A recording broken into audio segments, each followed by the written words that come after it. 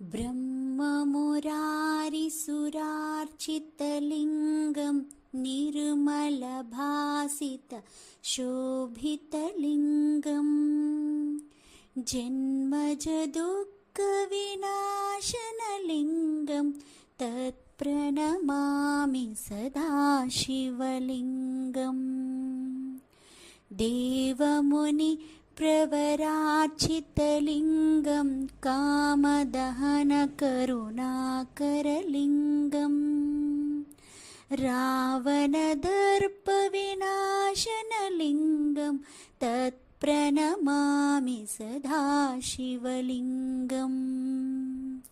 सर्वसुगन्धिसुलेपितलिङ्गं बुद्धिविवर्धनकारणलिङ्गं सिद्धसुरासुरवन्दितलिङ्गं तत्प्रणमामि सदा शिवलिङ्गम्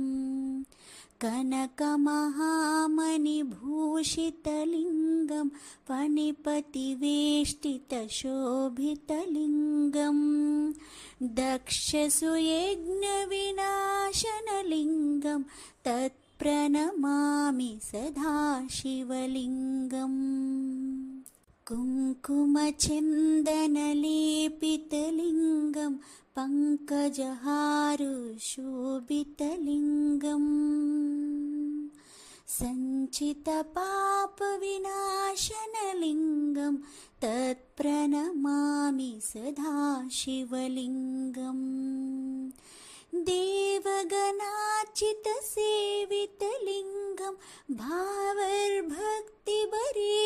च लिङ्गं दिनकरकोटिप्रभाकरलिङ्गं तत्प्रणमामि सदा शिवलिङ्गम्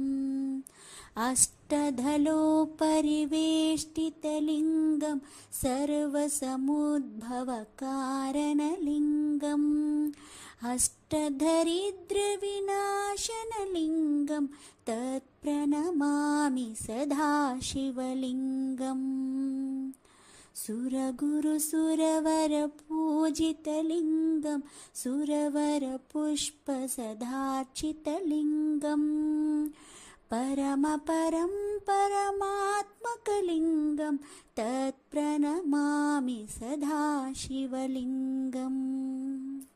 लिङ्गाष्टकमिदं पुण्यं यः पठे शिवसन्निधौ शिवलोकमवाप्नोति शिवेन सह।